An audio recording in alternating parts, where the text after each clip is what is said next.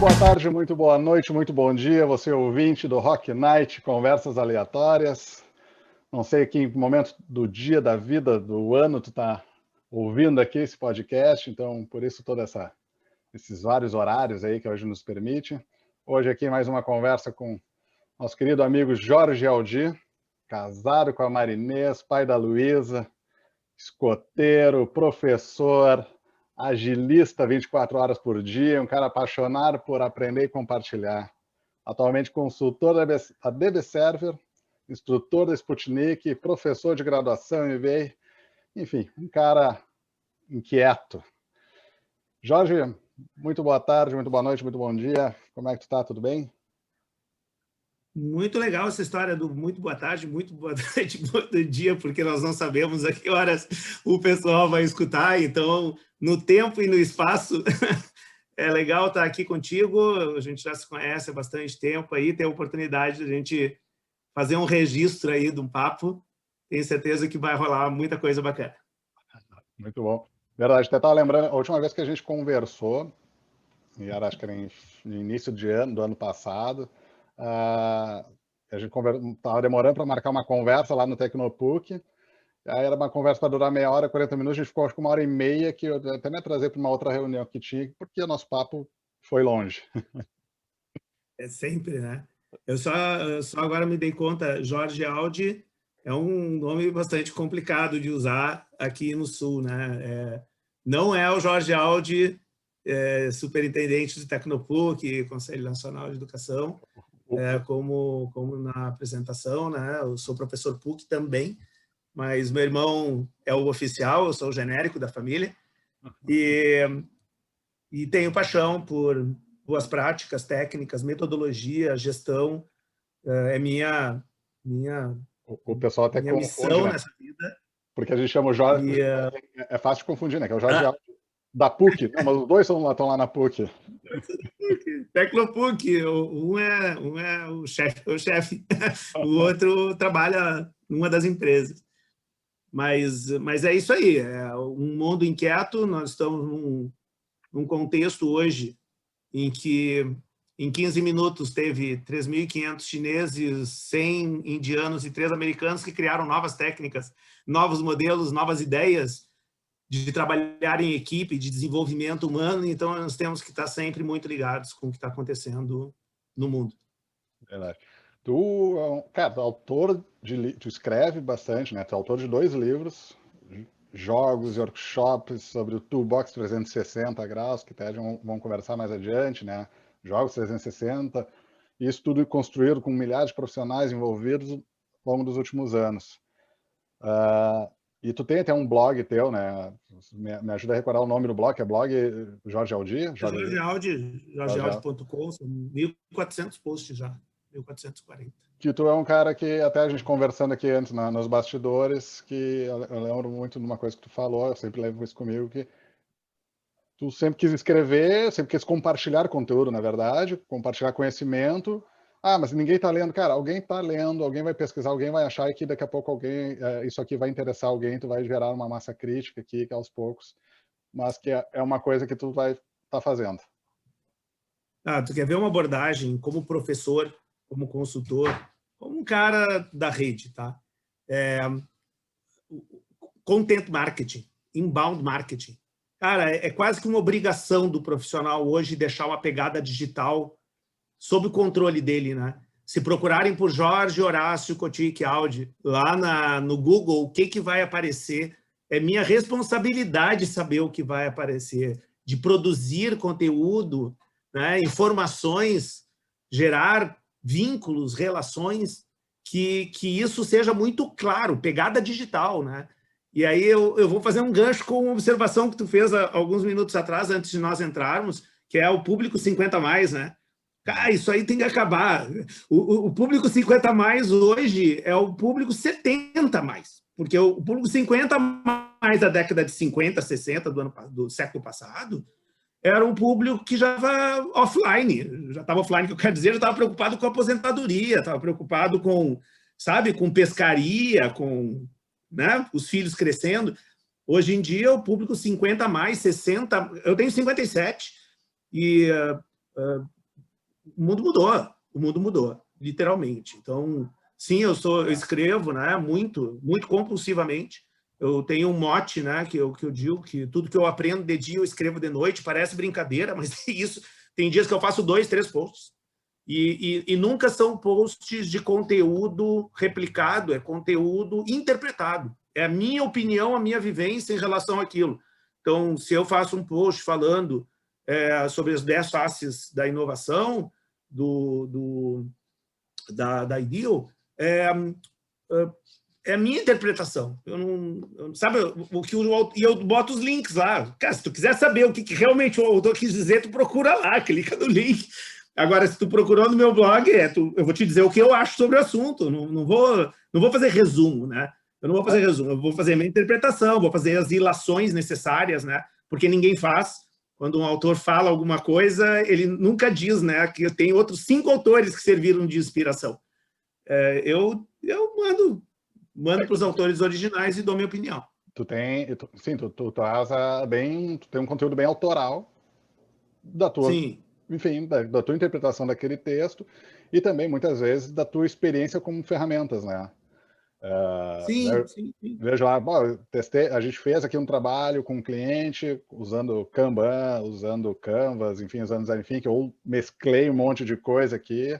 Sim. E, cara, fizemos desse jeito, chegamos a um resultado fantástico. Ou, né, gostamos, não gostamos, muito com a experiência das pessoas. Eu acho o que deu certo, o que deu errado, o que deu certo, o que deu errado, o que a gente aprendeu com isso. Eu iniciei um projeto uns 2, 3 semanas atrás de Data Driven Mindset, né? Data Driven Organization, e com uma grande organização, uma grande empresa aqui do Sul, e já rolou 4 posts, porque, cara, eu estou aprendendo com aquilo. Então, onde é que eu vou colocar? Tem uma coisa que eu digo para os meus alunos que, às vezes, é até difícil de acreditar.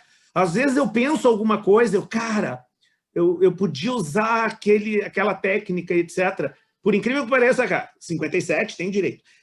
Eu vou no meu blog e faço uma busca. Cara, eu tenho certeza que eu já escrevi alguma coisa, e daí eu vou lá e tá lá, didaticamente, sabe? Como é que foi, onde é que eu fiz, por que eu fiz, quando eu fiz.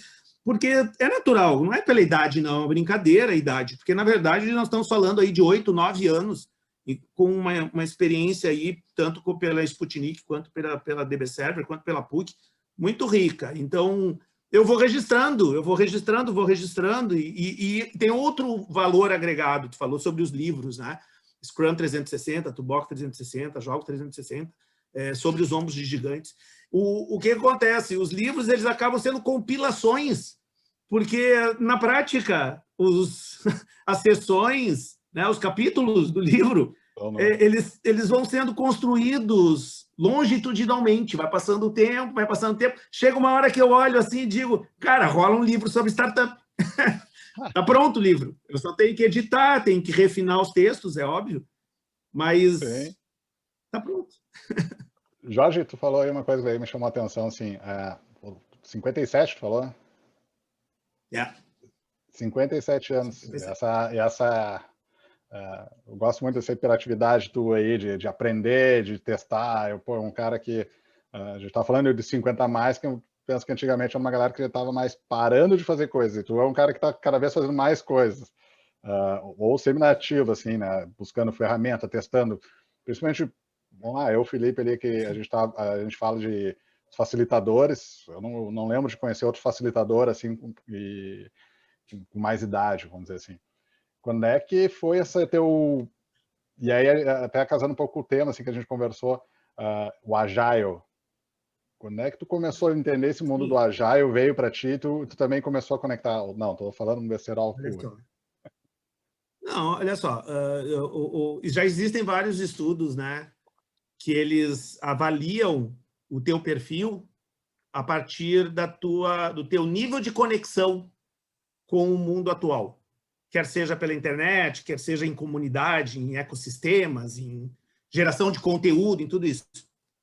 E existem ainda, né, estudos, vamos chamar assim, que é por geração X, Y, Baby Boomer. Eu sou Baby Boomer.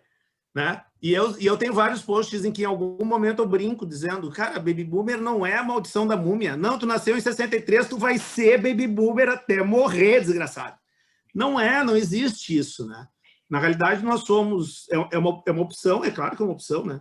Mas nós somos frutos do nosso tempo, né? À medida que o tempo vai passando, novas tecnologias, novas abordagens, e, cara, é uma obrigação nossa, né? Para poder interlocutar com nossos filhos, com nossos netos, com os jovens. Eu sou professor. Cara, como é que eu vou entrar numa sala de aula se eu parei no tempo? Não tem como entrar numa sala de aula, eu vou ser crucificado. Muitos são. Porque tu tem que estar ligado no mundo, né? Então, o Agile surgiu nisso. Eu fui concursado, eu passei num concurso da Procempa, fui funcionário concursado da Procempa, passei em terceiro ou quarto colocado, já não me lembro, naquela edição. Foram 4 meses de curso da IBM para selecionar os melhores, vamos chamar assim. Sim, tá? E isso na década de 80. Na década de 90 eu fui empresário. Na década de 2000, da 00, né? Na década de 2000, eu fui contratado pela DP Brasil, eu larguei tudo, joguei tudo para cima, fui para a DP Brasil, depois eu fui para o Grupo RBS. No Grupo RBS chegou um dia que eu resolvi jogar tudo para cima, concluir o meu mestrado e fazer aquilo que eu queria.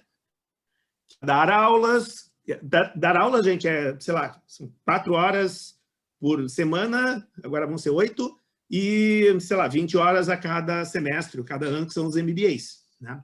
Um pouco mais.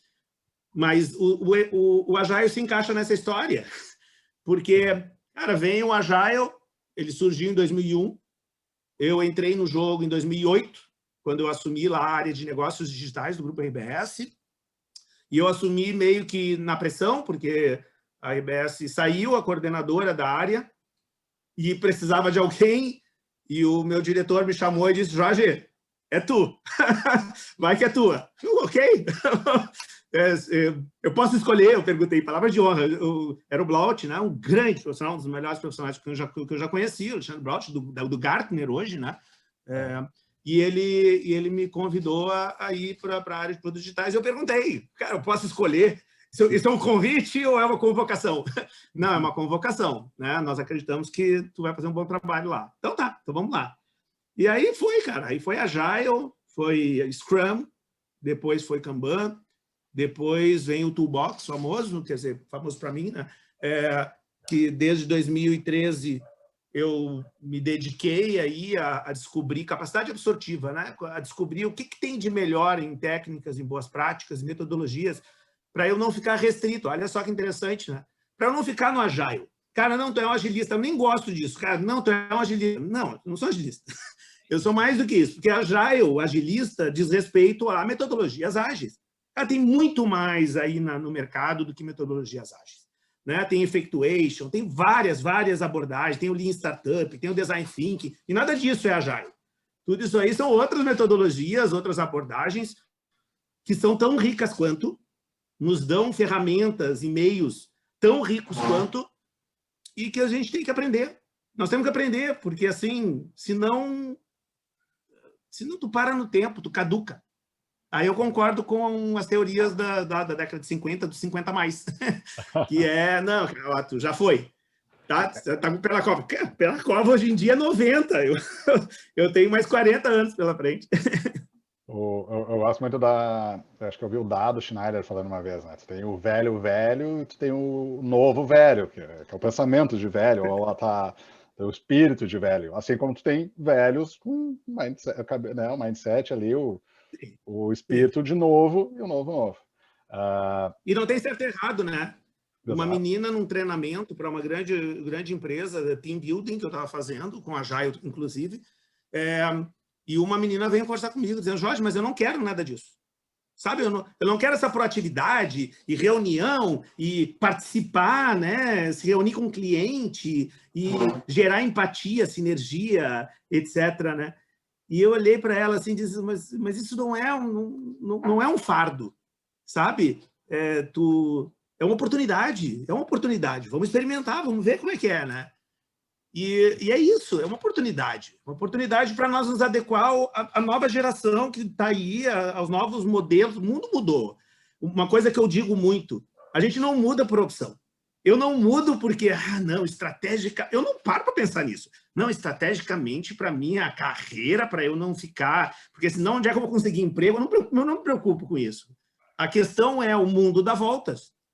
Se tu não acompanhar, se tu não mudar, se tu não absorver novas técnicas, novos conhecimentos, cara, que diabo, tu vai ficar no desvio, tu vai para o desvio. Então, não é um convite, não é uma imposição, é uma oportunidade. Porque é bacana, sabe? Tu aprender, é isso. Vem bastante num olhar de... É bem que tu falou assim, né? Mais um olhar curioso para as coisas, que é uma oportunidade de aprender coisas novas. Principalmente a gente está nesse contexto que a informação está ali acessível para todo mundo, entre aspas, mas enfim, para a grande maioria das É isso. pessoas. Tá mesmo. Que Tá mesmo. antes a gente... Né, eu conhecia uma ferramenta, uma metodologia, por um bom tempo eu conseguia aí ficar no mercado com ela. Hoje uma metodologia nova tem metade da cidade de Porto Alegre, pelo menos, já está aprendendo também, que também já está vendendo, que né, tu vira naquele contexto da concorrência, que tu é mais um que sabe. A velocidade, então, né? Exato. Tu vai para a universidade. No site, por exemplo, tem uma página de links úteis. São dezenas de oportunidades de cursos gratuitos, em diferentes línguas que tu tem, né? Antigamente, não. Antigamente, tu tinha que trabalhar naquele método até tu juntar dinheiro suficiente para poder fazer um novo curso, né? Porque era a única forma, cara. Sério, eu me esforçava lá na década de 80, 90, tu tinha que juntar dinheiro, cara, para contratar um curso da Microsoft, da Oracle, porque não estava disponível. Não estava. Não é nem... É muito pior do que se pensa, só quem viveu mesmo naquela época, né? Tu não ia assim, tu não conversava com os amigos e dizia quem é que tem um manual para eu dar uma lida. Porque não tinha, ninguém tinha. Então, tu tinha que economizar dinheiro e investir, tu tinha que convencer a empresa a investir. Tanto é que hoje inverteu, né? Naquela época, era muito comum a empresa assumir a responsabilidade por treinamento. Tinha que fazer treinamento. Hoje em dia, o desenvolvimento humano, no teu plano individual de desenvolvimento, ele é muito mais individual do que organizacional. As empresas já não têm tanto foco nisso. Por quê? Porque as pessoas, elas estudam, elas propõem, elas sabem que vão ganhar visibilidade, vão ganhar oportunidades, elas vão ser convidadas a coisas legais a partir da sua proatividade na web, na internet, buscando coisas legais que os outros ainda não sabem. Eu ainda peguei uma fase que esses dias eu estava conversando com alguns amigos que era assim, lançaram um curso, eu perdi o tempo, estava sem grana, e agora, quando é que vai ter uma nova turma? Vou ter que esperar uns 6 meses ou um ano. Cara, o curso que eu não fiz hoje aqui, se eu der um Google ali, eu vou achar outros 10 lugares que está tendo, online, presencial, e porque tem bastante gente trazendo conteúdo. E aí tu tem esse E a pandemia deu um push, né?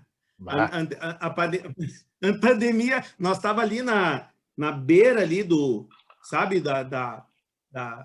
do declive do trabalho remoto, do mundo digital. Cara, realmente nós estávamos, porque a maior parte das empresas, das pessoas ainda tinham muita restrição, né? As empresas compravam passagem na Latam, hotel, e tu passava um dia em São Paulo para uma reunião de 2 horas, porque o diretor queria olhar na tua cara, olho no olho, por algum motivo.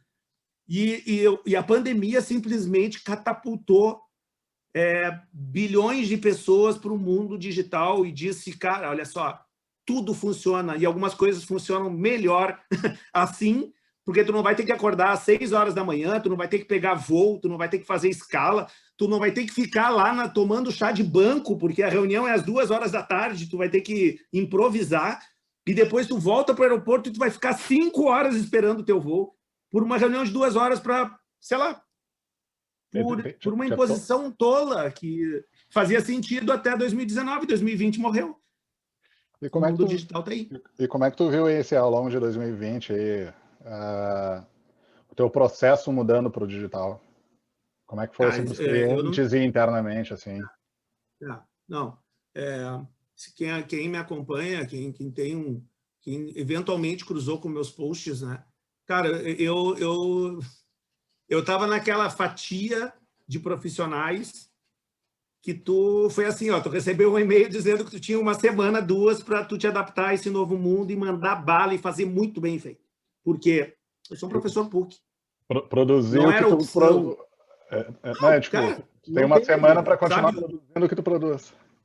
O núcleo de inovação da PUC fez várias reuniões com os alunos, com os professores, desculpe, com os professores, sugerindo ferramentas. Ali surgiu o Zoom, ali surgiu o Miro, ali surgiu Kahoot, Mentimeter, ali surgiu uma série de ferramentas. E assim, ó, cara, olha só, essas são as boas práticas, tapinha nas costas e vai lá e bata pau. Então, sinceramente, lá em fevereiro, março do ano passado, eu tenho certeza, assim, a grande maioria dos professores, cara, a gente virava à noite, virava final de semana, estudando as ferramentas, fuçando, etc. E isso refletiu no meu trabalho também, porque tudo aquilo serviu também para consultoria, também para fazer um treinamento para uma grande empresa multinacional, que é sediada em São Paulo, mas que foi remoto, e tu usar o Miro com destreza, cara, isso aí... Em fevereiro, março do ano passado, isso aí era algo, cara. Todo mundo ficava assim, que maravilha essa ferramenta. Hoje em dia, todo mundo já meteu a mão. Mas eu não sei se dei sorte ou dei azar, eu fazia parte de uma categoria de profissionais que cara, nós não tivemos tempo. Não tivemos tempo. Os alunos não nos deram muito tempo também, porque assim, te crucificavam, né? Que é o que a gente viu. Muitas críticas. Não, porque a aula foi assim, porque a aula foi assado, porque o professor... Caraca, meu, a gente não teve tempo para...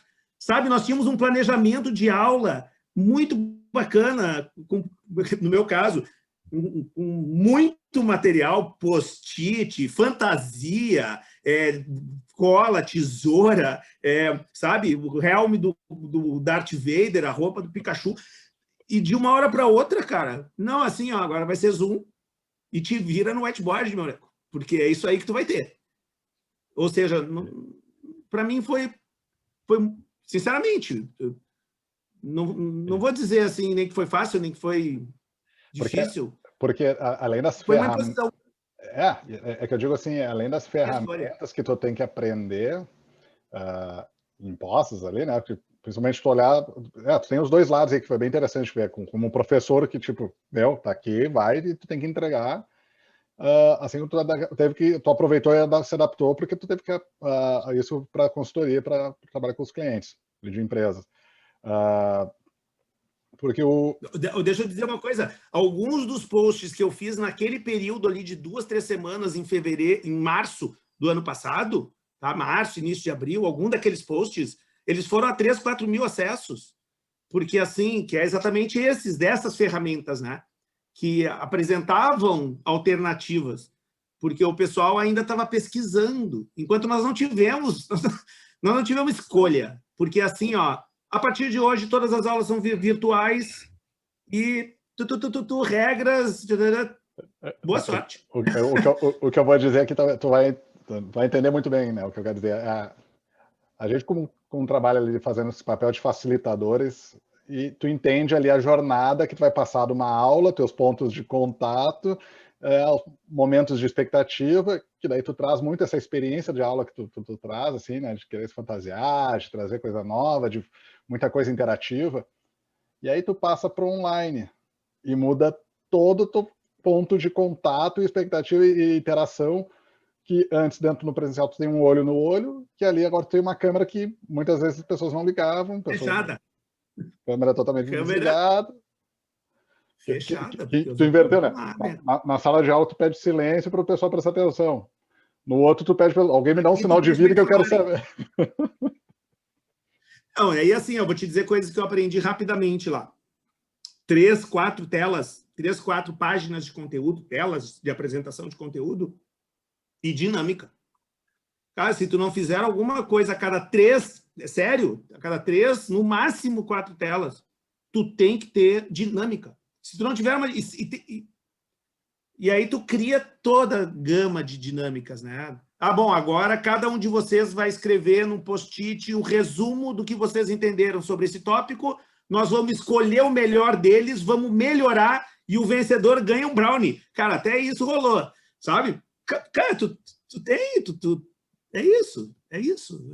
Toda a criatividade, toda a paixão que a gente tinha lá para chegar 1 hora antes na aula, colar coisas na parede, organizar a sala, espalhar post-it, papel, folha de flip chart, canetinha, etc., ela migrou para o digital.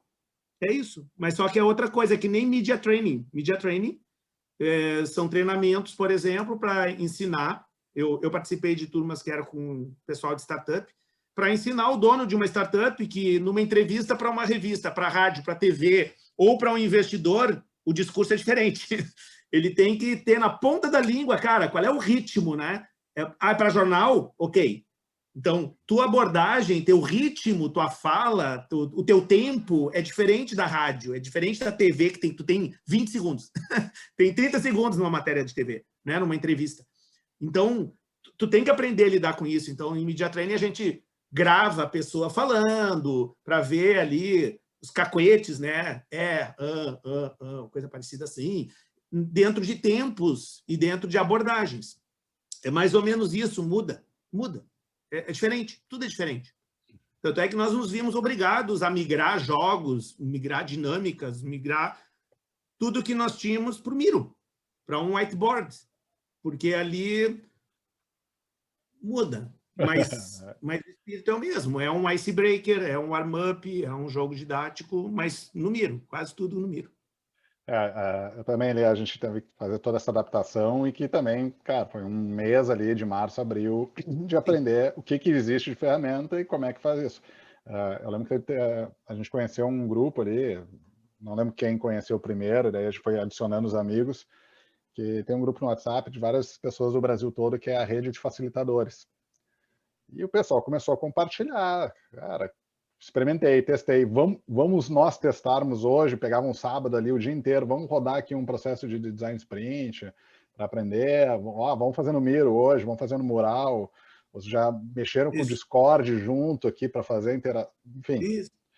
E cada coisa nova o pessoal ia compartilhando e a experiência ali foi um acelerador para nós, assim, para aprender nesse contexto digital. Como é que eu faço aqui o que vocês estão fazendo aqui um quebra-gelo? Tá, mas no momento de apresentação, para aprender alguma técnica rápida para a pessoa, de forma interativa, aprender como mexer no mural. Isso. Como é que tu faz um quebra-gelo que, ao mesmo tempo, tu está ensinando a pessoa a se virar no whiteboard digital, né? Porque é o tempo que tu tem. Não, tu tem 2 horas. Tu vai fazer um treinamento, Miro. E aí tu faz... Eu, por exemplo, eu fiz um tutorial, disponibilizei. Aí, antes da reunião, já mandava o link. Galera, se alguém nunca mexeu, dá uma olhada lá, porque vai precisar, sabe? Quanto mais você saberem, mais rápido vai ser, mais fácil vai ser, mais vai produzir.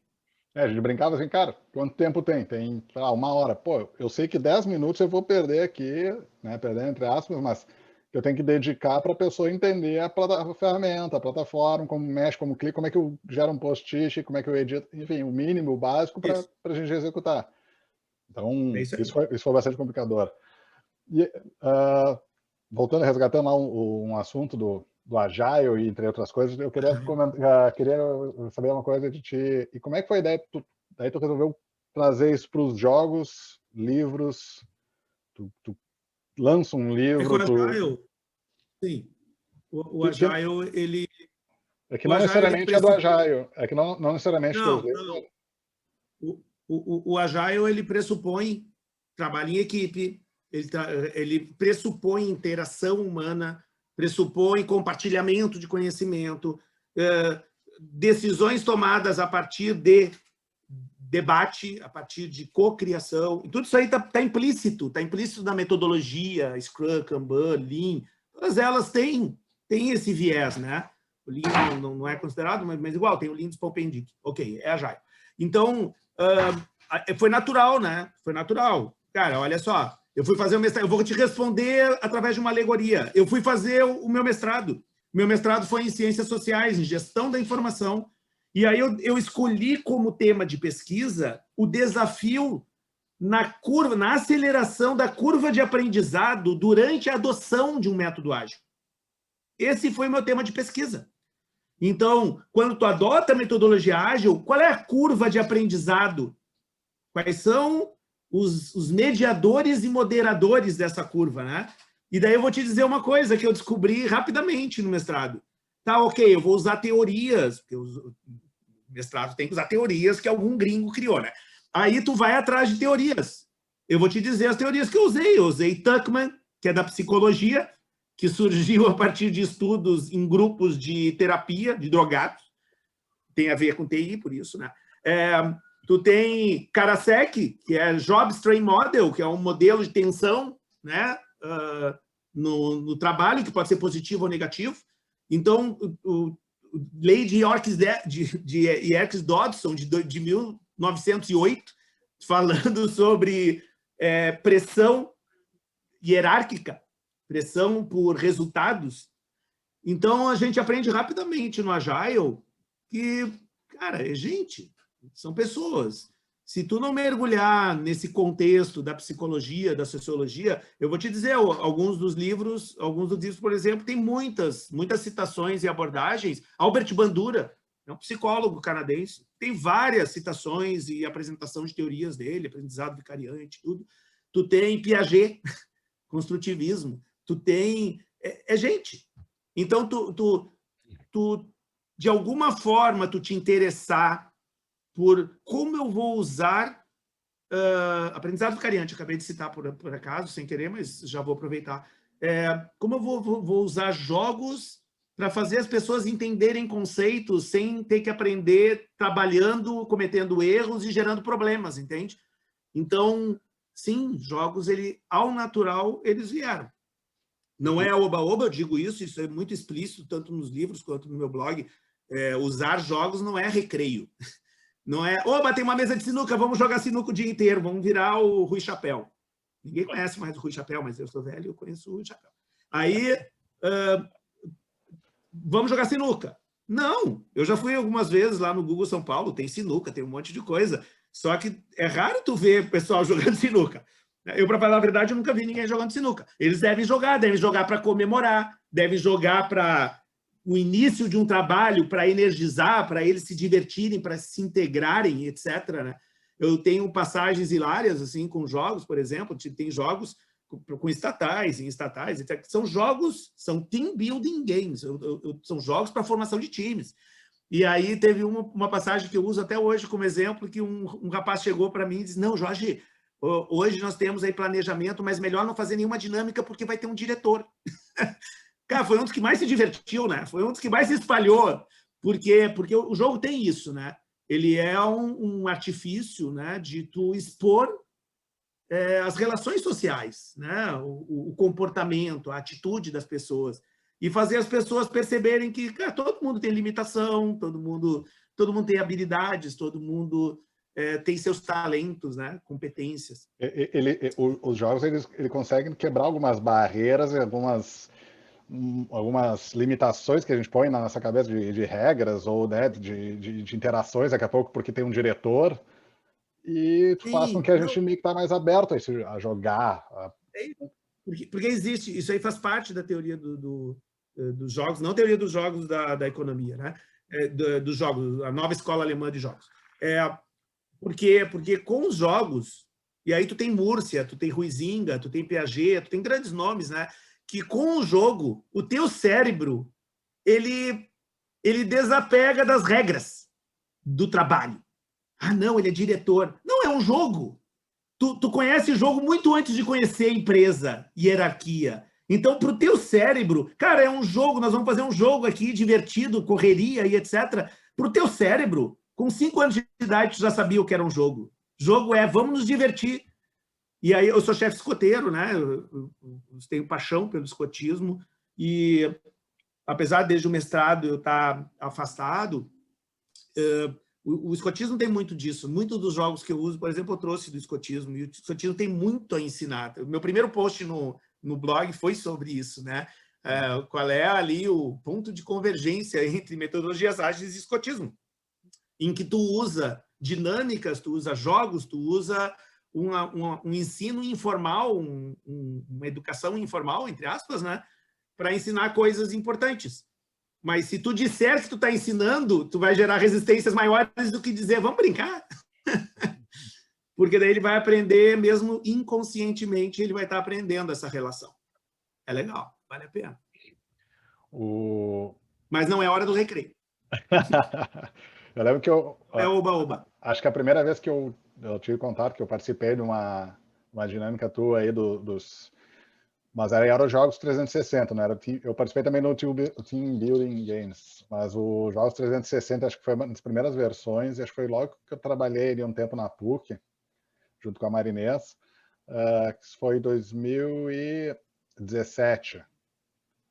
2017, daí ele foi lá no Tecnopuc e tinha bastante gente lá participando. Foi um dia de manhã, se eu não me engano. Tinha tinha bastante gente da DB Server também. Não lembro, foi um negócio que acho que tu divulgou, vou estar fazendo, que tu era um cara...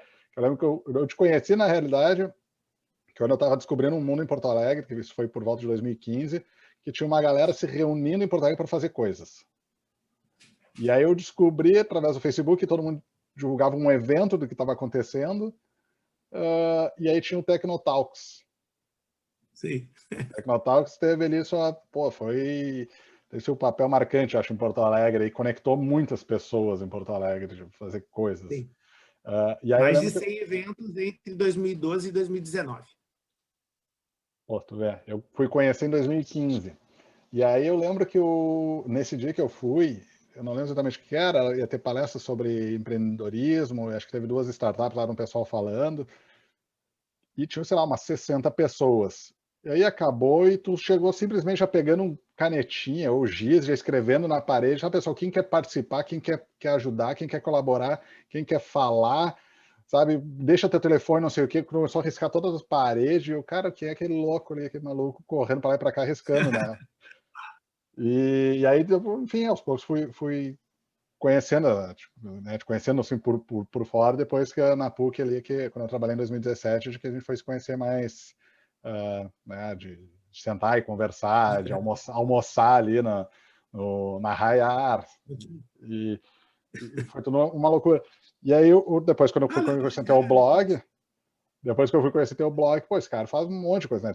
Tem ali faz os jogos, né? Tem o Team Building Games, fala de Agile, fala de Design Thinking, né? Trabalha com a facilitação, de entender as interações entre as pessoas, de conseguir chegar em resultado. O cara, pô, é um cara que a gente sempre buscou estar próximo e conversando, né? Outra coisa que a gente estava conversando antes, assim, do Agile e tudo mais. Na verdade, hoje tu não diz assim, vamos adotar hoje nós vamos executar, na verdade, um Design Thinking, hoje nós vamos executar um Design Sprint. Tu procura trazer conexões de várias coisas, que nem tu está dizendo, né? Pô, tem que estudar um pouco da psicologia, tem que estudar um pouco da engenharia. Como é que tu vai construindo como é que tu vai buscando essas construções? Assim? Eu agora, semana que vem, vou estar lançando um modelo para desenvolvimento de startups, por exemplo. O que acontece? Tu tem coisas que são metodológicas e tem coisas que são substrato, entende? Então, não, mas onde é que entra o Lean Startup aqui? Onde é que entra o Effectuation? Onde é que entra... Cara, isso é substrato, isso é o mínimo que eu espero de ti, sabe? Tu conhecer esses paradigmas do século XXI para desenvolvimento de um negócio, de um produto complexo, alguma coisa assim, isso é substrato. E tu tem metodologia de trabalho. O Gartner foi muito feliz, acho que foi em 2012, né, que ele propôs o modelo de combination, lá, como está escrito, que é o Lean Startup, Design Thinking, UX, Human Centered Design e Agile, né? Então tem sabe aquelas círculos e curvinhas, né, do Gartner, que hoje, né, todas as empresas têm o seu, né? Ali, por exemplo, ele deixa muito claro, assim, que não, cara, nenhum desses métodos ou abordagens ou cultura salva a tua vida. Tu precisa ter um mix. O que eu digo, tá? Teve até um conhecido de São Paulo que fez um post esses dias me citando por causa dessa frase. É como um buffet. Tu tem um buffet. Tu, quando vai trabalhar, tu vai atender a empresa XYZ para fazer tal coisa. Tu vai pegar um prato. O prato é um método. Cara, eu vou me basear em Scrum, em Kanban, eu vou me basear numa metodologia de trabalho. Por quê? Porque eu vou ter muitas pessoas trabalhando, eu vou precisar criar ciclos curtos de feedback, eu preciso de momentos de apresentação e alinhamento com o cliente, eu preciso gerar maior empatia a partir de oportunidades de refinamento, etc. Ok, isso é metodologia, é o prato. Só que o prato, tu não come o prato. Tu usa o prato para ir no buffet e dizer: ah, mas eu vou usar essa tecnologia, eu vou usar esse método, eu vou usar essa técnica, eu vou usar eu vou pegar isso aqui do Design Thinking, eu vou pegar isso aqui do Lean Startup, eu vou pegar isso aqui de jogos. Porque é isso. Ah, mas eu pratico Scrum. Cara, o Scrum é uma técnica de gestão. É uma técnica, é um framework de gestão. Porque ele tem ciclos, ele tem papéis, ele tem uma série de cerimônias que fazem com que ele funcione. Então, tá, mas tecnologicamente ele não entra no mérito. Ah, mas e gestão visual? Ele não entra no mérito. Ah, mas ideação? Ele não entra no mérito. Quando tu chegar no Scrum, é porque tu já sabe o suficiente para poder planejar, para ter um release plan. Então, esse conceito de que tu tem que trazer... pena que eu não posso mostrar aqui agora, mas é uma espiral. Tu tem a ideia, tu tem o modelo, tu tem o protótipo, tu tem o MVP, o MMP, tu tem o produto, tu tem o negócio, né, para escalar.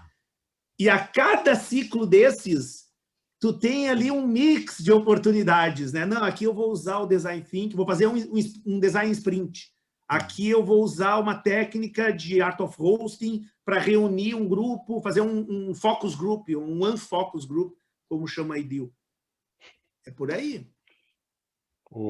E me diz uma coisa, dentro desse contexto que tu é um cara inquieto, o que tu faz para desligar um pouco aí, Jorge? Cara, eu não desligo, né? Na verdade, eu estou de férias, por exemplo, e eu estou trabalhando em 3... Eu estou lançando agora, porque já concluí, eu estou trabalhando em cima do material para um trabalho de Data Driven, eu estou trabalhando no material do modelo de desenvolvimento de startups, porque, cara, eu tenho paixão por isso. E nós, por exemplo, agora, essa semana está fechando a nossa quarentena, porque na quinta-feira da semana retrasada, a minha pequena, a nossa filha, ela apresentou alguns sintomas, né? Graças a Deus não evoluiu, mas como a minha esposa, a mãe dela, a minha sogra, a minha cunhada, todo mundo já teve Covid, a gente se preocupou e seguimos o protocolo, né? 14 dias sem interação humana de nenhum tipo. E por acaso eu estava entrando em férias, então eu tive 2 semanas trancado dentro de casa, assistindo Netflix de vez em quando e trabalhando muito, né? E eu tenho uma oportunidade, cara, que muito pouca gente tem esse privilégio, né? Porque a minha esposa é designer, né? Com muita experiência, né? Ali, tanto na Arraiar, na incubadora, quanto na assessoria de comunicação lá. E minha filha é ilustradora, é desenhista, faz cinema e passou 1 ano fazendo um curso de animação. Então, a soma dos 3 permite a gente viajar na maionese legal. Elas participaram da construção, né, os desenhos do livro, dos cards, tudo, né? Ilustração, editoração. A editoração é a Marinês que faz, as ilustrações são a Luísa, o conteúdo é meu. É por aí, é uma soma. Até achei que é uma curtição. Sim. É divertido. Principalmente, eu vejo, né, pelas áreas de atuação das duas, né, da Marinês e da Luísa, que e aí vem tu para dar essa injeção da provocação, mas que elas têm uma liberdade de criação, e tu é o que provocador. Sim. Então, tem esse casamento. Eu viajo na proposta e elas me acompanham com frequência nessa viagem, né? Mas falando de Agile, cara, o Agile, eu vou contar uma historinha curta, pode ser? De onde é que surgiu o Agile? Né? Eu ia trazer essa pergunta da origem, né? Década de 50, Lean Toyota, né? Modelo Lean de manufatura, de indústria, tá? Que trouxe uma série de novos paradigmas de trabalho em equipe, auto-organização, que perverteu muito do que era o modelo americano, certo? que aconteceu na década de 80? Surgiram o que o mercado começou a chamar de métodos lightweight, métodos leves. Por quê? Porque até a década de 80, para tu fazer um planejamento de projeto, tu tinha que detalhar ele o máximo para ter certeza exatamente do que o cliente queria, como ia ser, como tu ia fazer. Cada detalhe tinha que ser detalhado para que tu pudesse fazer um orçamento, fazer um planejamento. Eu fui gerente de projetos lá na década de 80 e era bem isso, nós tínhamos que abrir o project e fazer lá 1000 linhas de project. Ok, isso era o paradigma. Por que métodos leves? Cara, no lugar de 1000 linhas, eu acho que com 40 a gente mata pau, sabe? A gente vai fazer um planejamento de alto nível e à medida que o projeto evolui, nós vamos adquirir maior fluência, maior domínio, maior conhecimento e a gente vai aprofundando, a gente vai tomando decisões. O Agile, ele se apropriou de muito dos conceitos que vieram lá do programa de qualidade japonês, do modelo proposto pela Toyota e trouxe para a TI. Foi isso que aconteceu. Só que isso não aconteceu sozinho. Ele aconteceu num contexto em que vários pensadores, vários autores vinham propondo novos modelos de reestruturação organizacional, baseado em rede. Aí começou a surgir as grandes empresas inovadoras, disruptivas, que hoje são as gigantes da Fortune 500, né, da Forbes. Então, quando tu fala ali da década de 80 e 90, foi um período de ebulição em que tudo nas organizações estava sendo questionado. E a TI, como ninguém, foi a área que mais se apropriou de tudo isso e transformou isso em resultado prático. E em 2001, cunhou o termo metodologias ágeis, através do Manifesto Ágil para Desenvolvimento de Software. Ou seja, a década de 80 e 90 ela foi laboratório para que grandes nomes, né, consultores hoje hoje não, né, já na época super renomados, construíram a sua história, né? E lá em 2001 eles se encontraram numa estação de esqui, já ganhavam dinheiro, né? Eles não eram o Zé das Couve, ele da esquina. Eles se reuniram numa estação de esqui e disseram: gente, olha só, isso que a gente está fazendo está bombando. Quem sabe a gente vamos ver o que tem de parecido, quais são os princípios básicos que norteiam os nossos métodos e vamos dar um nome para isso. E eles deram o nome de metodologias ágeis. Ágeis por quê? Porque, basicamente, elas agilizam, elas aceleram o processo como um todo em novos paradigmas. Ele antecipa, ele acelera a percepção de risco, a oportunidade, porque no lugar de tu passar um mês planejando e depois ter 8 horas por dia corrigindo esse planejamento com change management e etc., tu faz um planejamento de alto nível, tu te compromete com prazo e custo, mas o escopo, tu vai ter naqueles 3 meses planejados, tu vai fazer o melhor e vai aprender e tu vai aprofundando, detalhando para entregar naqueles 3 meses o melhor possível.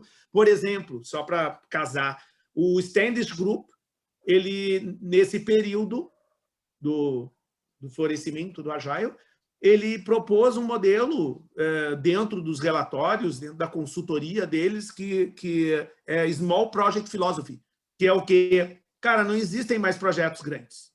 Existem projetos que tu quebra em pedacinhos, escolhe o pedacinho mais significativo e começa por ele. Aprende, comete alguns erros.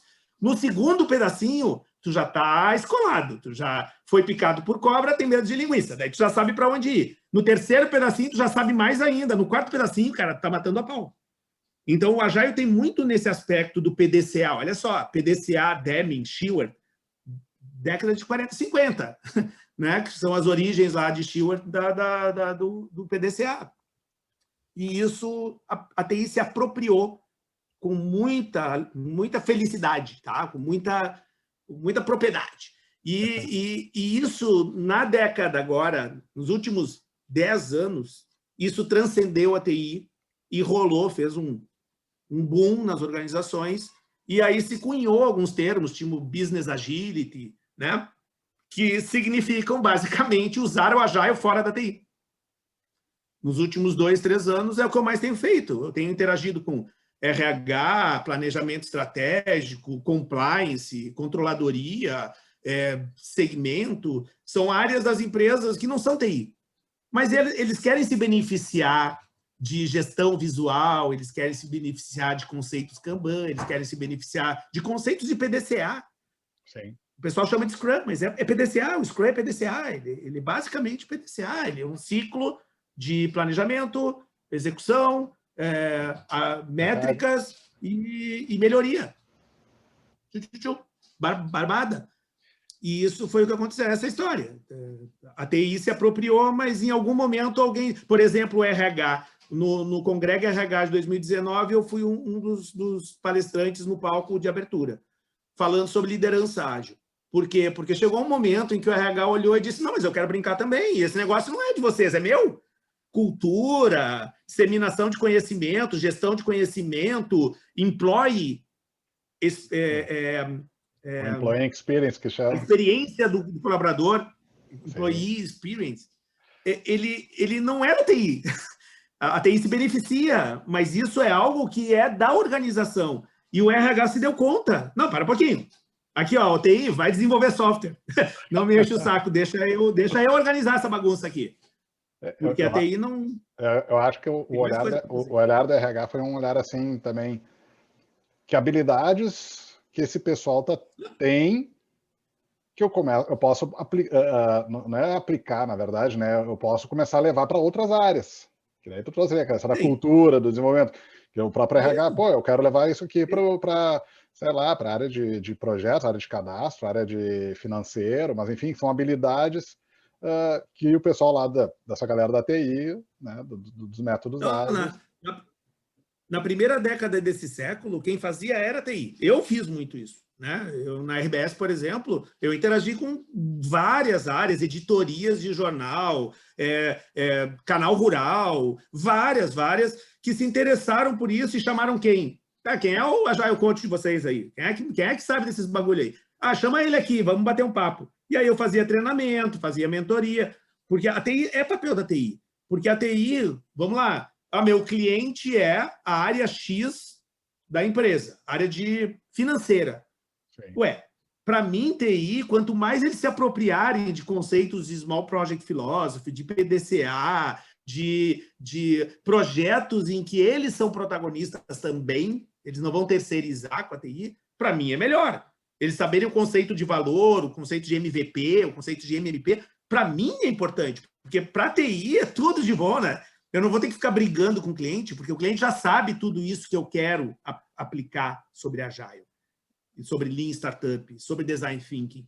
E isso foi muito positivo, só que não é papel da TI, nunca foi, trabalhar a cultura da organização, trabalhar planos de disseminação dessas boas práticas, entende? Não é. Quer queira, quer não é. E o RH se deu conta disso. E tem um papel fundamental, eu acredito muito nisso. E as meninas do RH, porque... A grande maioria das pessoas que estão na área de RH são mulheres. Não, eu há anos eu digo, nós temos que fazer um projeto, um programa de mais meninos no RH. Mais meninos no RH e mais meninas na TI. Tem que ter. Mas o que o RH, as consultoras de RH dizem, né? Que tudo isso ele agrega não só para o RH, mas no resultado do trabalho do RH, porque o próprio RH está usando o Agile. Mas não é só isso, o Agile, a professora, já vou lembrar do nome dela, israelense, fez uma palestra no Tecnopuc lá em 2013, 2014, já vou lembrar o nome. Ela tem uma abordagem muito bacana, tem vários posts, está lá no meu blog, aquilo que eu disse, né? Não estou lembrando o nome. Se eu for no meu blog, eu acho, porque está lá registrado. Iael, eu acho que é o nome dela. Ela diz que está na hora de nós pararmos de ensinar Agile e começarmos a usar Agile nas universidades. Está na hora de parar de ensinar e dar o exemplo, nós usarmos. A mesma coisa vale para Design Thinking, a mesma coisa vale para Lean Startup, porque não é só TI. Todas as áreas de uma organização que quer sobreviver no século XXI, ela tem que se apropriar dessas metodologias e abordagens. Jorge, nós se encaminhando um pouco já para o final, aí, porque senão a nossa conversa, né, a gente falando antes que pode ir longe, pode se estender. a gente tem feito uma pergunta assim para o pessoal no final que o futuro, na verdade, é o presente, né? E tem vários futuros que em vários lugares aí o futuro já chegou e em outros lugares o futuro ainda não chegou. Se a gente pegar até o próximo contexto do Brasil. E aí a gente pensando nesse contexto principalmente que tu trabalha, que tu vive dos jogos, da janela, o que tu espera aí de um presente futuro, por exemplo, para amanhã, para 2021, para as organizações ou para as pessoas com o Agile, né? Com os jogos também? Assim, tem muita gente fala, né, o pós-Agile, né, porque o Agile, até certo ponto, ele acabou meio prostituído, assim, né, porque todo mundo é especialista em Agile, todo mundo é agilista, todo mundo é... E aí começou a ter muita... E é um orçamento gigantesco por ano em treinamentos, certificações, etc. Mas tudo bem, isso faz parte do jogo, né? Mas eu acredito muito em cenários, né? Aproveitando o gancho da forma como tu perguntou, né? De nós vermos tanto profissionalmente quanto organizações em desenhar esses cenários, né? Quais são os adventos, né? O que pode acontecer e quais são os cenários prospectivos, é um conceito, uma teoria, né?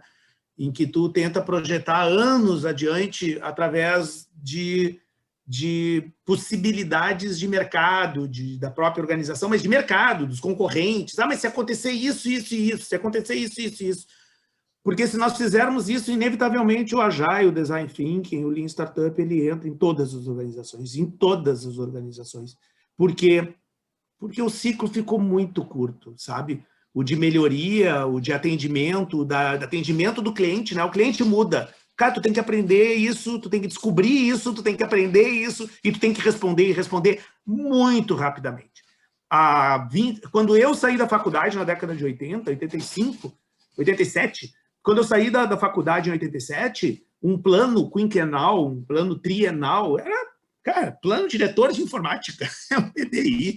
Isso aí, cara, 5 anos, barbada, vamos planejar o que nós vamos fazer nos próximos 5 anos. Hoje em dia, tu faz OKRs, por exemplo, tu tem objetivos estratégicos, mas a cada 3 meses tu tem que sentar para ver se, cara, o mercado mudou, o teu cliente mudou, o teu projeto mudou, o teu negócio mudou, tudo mudou e tu tem que te adaptar. Então, essa adaptabilidade, sistemas empíricos, né? Não, sem considerar a pandemia. A pandemia apenas acelerou algumas coisas, né? Mas a pandemia é muito mais uma questão humana, né? A questão de vida, de pessoas, do que qualquer outra coisa. O resto ela só acelerou, ela não criou nada de especial. Mas para o futuro é isso. Nós temos que ter uma curva muito rápida de aprendizado, de mudança, de transformação. E aí eu vou para Toffler, eu vou para Drucker, né? Vou para grandes nomes, vou para Senge. Cara, o grande talento das organizações, das pessoas, vai ser desapegar do antigo para poder descobrir o novo. Porque se tu tem um plano e tu...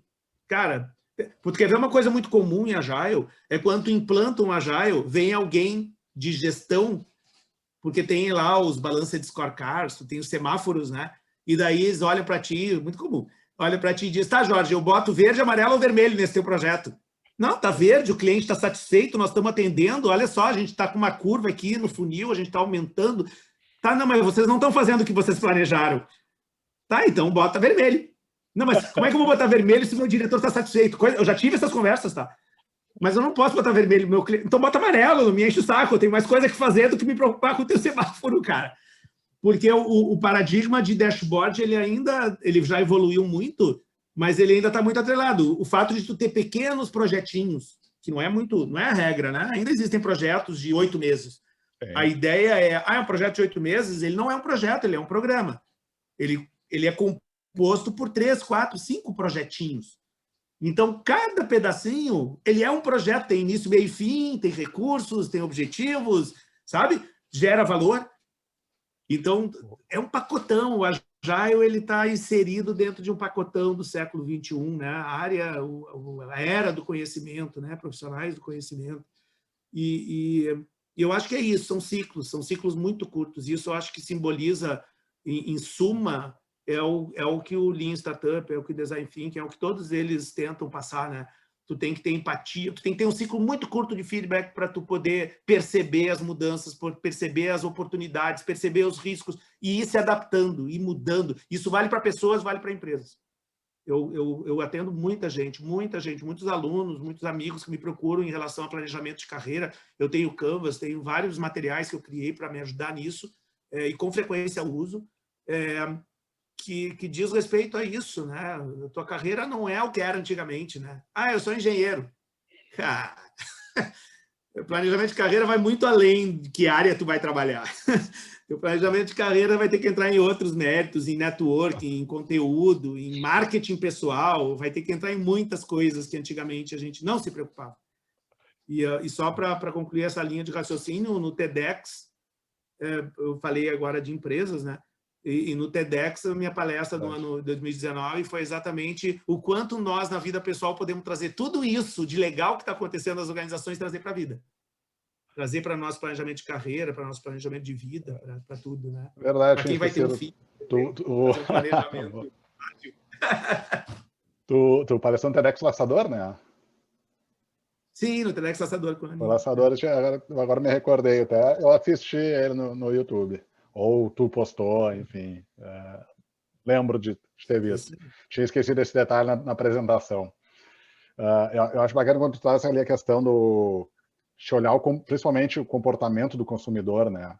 Que as empresas têm que estar olhando, porque a mudança que está acontecendo, né? O comportamento do consumidor, por isso que eu acho que eu citei ali o lance da pandemia, é muito com esse olhar, muda de uma forma, né? Vem uma tecnologia hoje ali que o comportamento do consumidor mudou e que se tu não está adaptado para fazer uma mudança na tua empresa, seu negócio, para fazer pequenos projetos, para fazer uma mudança de chave, realmente, vocês vão estar ali com mais que isso. Eu vou te dizer que é mais que isso, porque o Agile não fala da teoria da equidade, por exemplo. Mas o Agile tem nos seus princípios muito forte isso. Porque, sim, tu tem que ter os olhos no mercado e no cliente, mas sim, tu tem que ter os olhos no mercado, os olhos no mercado, no aspecto humano da força de trabalho também. Tu tem que conhecer teus colaboradores, tu tem que conhecer as necessidades, tu tem que conhecer... Porque qual é o grande trunfo de empresas que usam essas metodologias? Elas atraem talentos. Elas atraem profissionais que não querem mais as idiosincrasias. Eles não querem trabalhar como Dilbert. Eles não querem uma empresa que trabalha ainda na década de 60, com aquelas idiosincrasias clássicas de comando, de poder, de desmandos e de loucuras que, sabe? Que a geração Baby Boomer, que lá as características de uma época geraram pessoas que não se incomodavam com isso.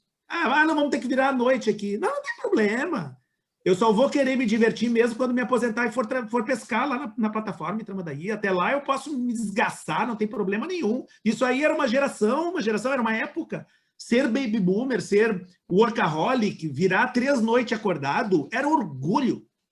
Hoje em dia, se tu fizer um rapaz sair da faculdade, sabe, uma geração millennial, tu começar a fazer isso, eles pedem as contas e vão embora. Eles vão para uma empresa que saiba lidar com o ser humano, porque eles não querem ser felizes depois de aposentados, eles querem ser felizes hoje.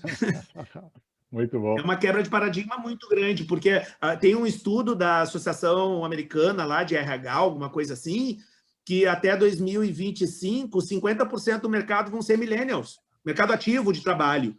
Então não adianta tu bater e ficar criticando e reclamando dessa geração, tu tem que aprender a lidar como é que tu atrai os milhões de talentos que essa geração tem para oferecer. Como vai ser o ambiente de trabalho? Não vai ser mais o chicote, chibata e pelourinho que nem tinha antigamente. Vai ter que ser outro ambiente de trabalho. E não adianta comprar um puff amarelo e uma mesa de sinuca, porque isso não resolve. Jorge, muito obrigado pela conversa, essa aula de história e o contexto, né, do Agile. Foi muito bom, fantástico. Agradecer, então, Jorge, o nosso querido professor escoteiro, agilista 24 horas, né? Apaixonado por aprender e compartilhar. Pessoal, siga o Jorge nas redes sociais, eu vou deixar na descrição ali do nosso episódio. Vejam também o blog, né? O site do Jorge, que é jorgeaudi, com y.com. jorgeaudi.com, ali tem tudo que ele está compartilhando todos os dias praticamente, ou toda semana tem conteúdo ali de alguma experiência, de algum aprendizado, de alguma interpretação de algo que está acontecendo. Jorge, brigadão aí por ter topado para ter esse papo aí. Pessoal, sigam também aí, nos acompanhem no Instagram, @rn.conversas, ali a gente fica divulgando sempre quando sai algum episódio novo, ou quando a gente for fazer algum encontro aberto. E é isso. Obrigadão, Jorge. Um abração.